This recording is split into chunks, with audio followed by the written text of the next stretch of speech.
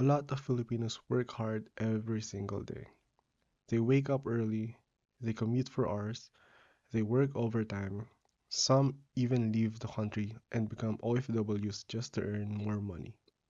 But even with all that hard work, many still feel broke. Salary comes in, after a few days, it's almost gone. Bills, rent, food, family support, debt, online shopping, Lazada, Shopee, Grab, coffee, random expenses. Then, before the next payday, you start asking yourself, where did my money go? And if you've ever felt that way, you're not alone. A lot of Filipinos are not broke because they are lazy. Most Filipinos are broke because they were never properly taught how money works. In school, we learn math, science, history, and grammar. But many of us were never taught how to budget, how to invest, how to avoid bad debt, how to build an emergency fund, and how to grow money. So when we finally start learning, we learn through trial and error. And sometimes those mistakes become very expensive. Today, let's talk about why many Filipinos stay broke even when they have a job, even when they work hard, and even when they earn more than before. This is not to judge anyone. This is to understand the problem so we can slowly fix it. The first reason is lifestyle inflation.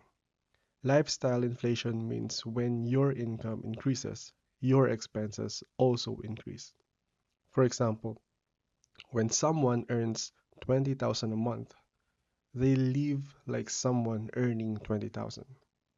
Then, when they start earning 40,000, instead of saving the extra money, they upgrade everything.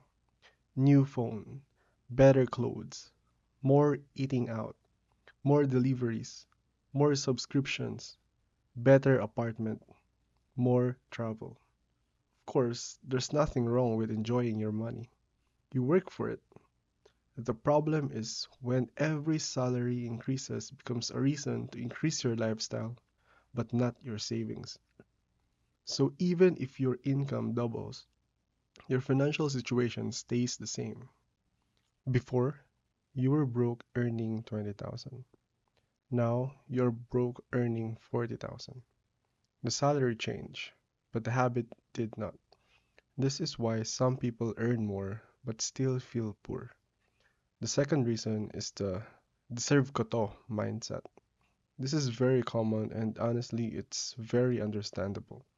After a long week of stress, work, traffic, overtime, and pressure, many people say, deserve ko to. New shoes, deserve ko to. Expensive coffee, deserve ko to. New phone, deserve ko to. Travel, must deserve ko to. Food delivery every day, napakasarap yan. And sometimes, yes, you do deserve to go enjoy life. But the problem is when deserve ko to becomes the excuse for every unnecessary expense. Because the truth is, you also deserve peace of mind. You deserve an emergency fund. You deserve to sleep without worrying about debt. You deserve to have money left before payday. You deserve financial freedom, not just temporary happiness. Sometimes the thing you truly deserve is not another purchase. Sometimes what you truly deserve is discipline. The third reason is many Filipinos support too many people. This is one of the hardest part of Filipino culture. We love our families. We help our parents. We help our siblings. We help relatives. We send money when someone is sick. We contribute to tuition, bills, birthdays, emergencies, and sometimes even problems we didn't create. And helping family is not wrong. In fact, it is one of the beautiful things about Filipino culture. But it becomes dangerous when you help someone so much that you destroy yourself financially. Some people become the family's emergency fund. Some people become the retirement plan of their parents. Some people become the bank of every relative who needs help. And because we don't want to look selfish, we keep saying yes, even when we're tired, even when we're also struggling, even when we have no savings, even when we are already in debt. But here's something we need to understand: you can love your family and still have boundaries. You can help without giving everything. You can support others without sacrificing your entire future. Because if you become broke while helping everyone, eventually you won't be able to help anyone. The fourth reason is debt. Debt is one of the biggest reasons people stay broke.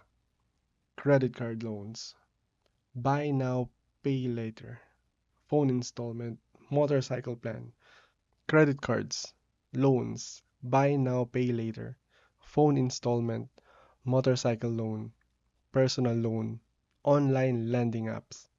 Sometimes debt starts small. Just one swipe, just one installment, just one loan. But after a while, you realize that a big part of your salary is already promised to someone else before you even receive it. Your salary comes in, but it doesn't really belong to you anymore. It goes to the bank, it goes to the lender, it goes to interest, it goes to payments from things you bought months ago. And this is why that is dangerous. That lets you enjoy something today, but it takes money from your future self. Your future salary becomes trapped. Now, not all debt is bad. A business loan, housing loan, or education loan can sometimes help if used wisely. But consumer debt is different. Debt for gadgets, clothes, vacations, food deliveries, and things that lose value quickly can keep you broke for years.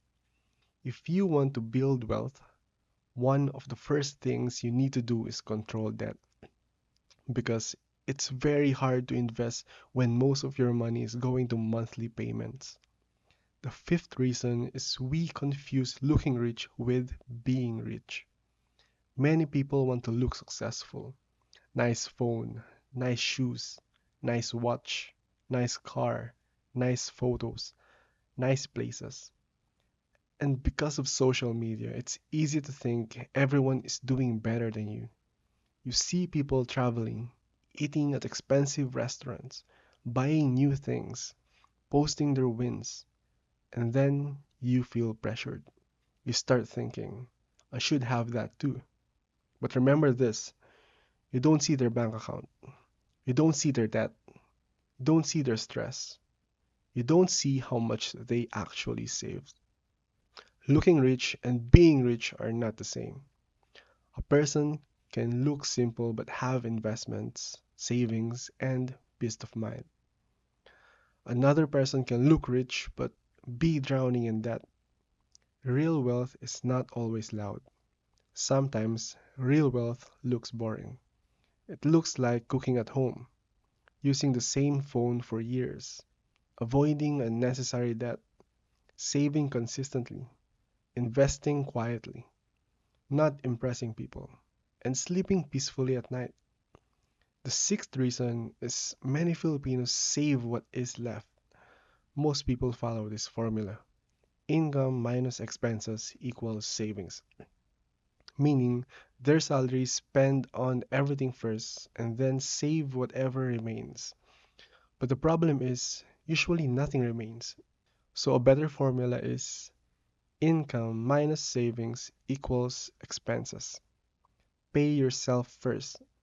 When salary comes in, save or invest first before spending, even if it's small, even if it's 500 pesos, even if it's 1,000 pesos. The amount is not the most important thing at the beginning. The habit is more important, because if you can't save when your salary is small, it will still be hard to save when your salary becomes bigger. Saving is not only about income, saving is also about behavior. The seventh reason is lack of emergency fund. Many Filipinos are only one emergency away from debt: one hospital bill, one job loss, one family emergency, one car repair, one broken appliance, one unexpected expense, and suddenly all progress disappears. This is why emergency fund is important. An emergency fund is money you don't touch unless there is a real emergency. Not for sale items, not for travel, not for a new phone, not for deserve ko to. It is for survival. A good target is slowly building at least 3 to 6 months of basic expenses. But don't be overwhelmed. Start small. First, target 5,000, then 10,000, then 1 month of expenses, then 3 months. Build it slowly. The goal is not to become rich overnight. The goal is to stop being financially fragile. The eighth reason is fearing of investing. Many Filipinos are afraid to invest because they think investing is only for rich people, or they think investing is gambling, or they got scared because someone they know lost money, or they don't know where to start. And honestly, that fear makes sense. If no one explained investing to you properly, it can feel scary. But keeping all your money in cash also has risk because prices go up, food becomes more expensive, rent becomes more expensive, transportation becomes more expensive. The value of money slowly goes down over time. If your money is not growing, it is slowly losing power. So if your money is not growing, it is slowly losing power. This doesn't mean you should invest blindly. Don't put your money into something you don't understand. Don't invest just because someone on TikTok said so. Don't invest in something promising guaranteed high returns. Start simple. Learn about emergency funds, MP2, index funds, bonds, mutual funds, ETFs, and basic stock market investing. Learn slowly. Invest only money you don't need immediately. The goal is not to get rich quickly. The goal is to build wealth patiently. The ninth reason is we rely too much on one income. Many people only have one source of income, their job. And if that job disappears, everything becomes difficult. This is why learning new skills is important. Not everyone needs to start a business immediately, but everyone should think about increasing their earning ability. Learn a skill, improve your communication, learn sales, learn video editing, learn coding, learn design, learn freelancing, learn how to use AI tools, learn a technical skill. Learn something that can make you more valuable. Because sometimes the problem is not only spending. Sometimes the income is also too low.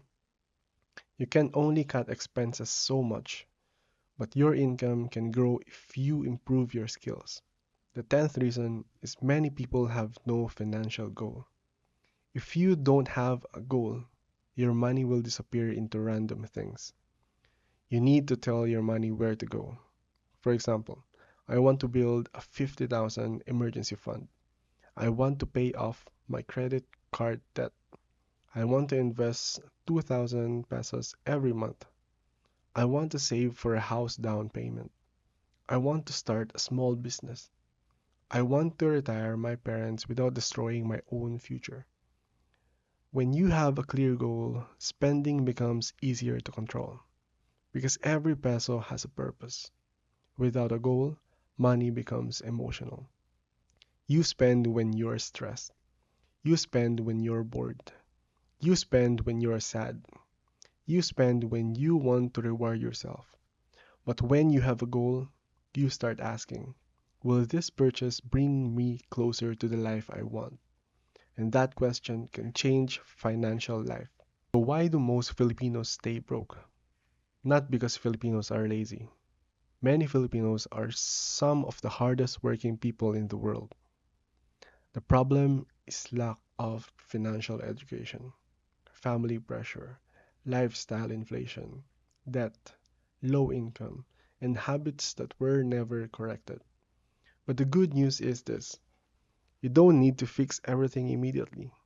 Start with one thing: track your expenses, save a small amount, pay one debt, avoid one unnecessary purchase, learn one investment option, build one new skill, say no one time when you need to protect your finances. Small changes repeatedly over time can completely change your life. You don't need to look rich. You need to become financially stable. You don't need to impress people. You need to protect your future. You don't need to be perfect. You just need to start. Because the truth is, being broke is not always your fault. But staying broke forever without trying to change something, that becomes your responsibility. So the next time your salary comes in, don't just ask, what can I buy? Ask yourself, what can I build? Because the goal is not just to survive until the next payday. The goal is to create a life where money is no longer controlling you. And that starts with one decision at a time. If this video helped you, follow or subscribe for more simple personal finance lessons for Filipinos.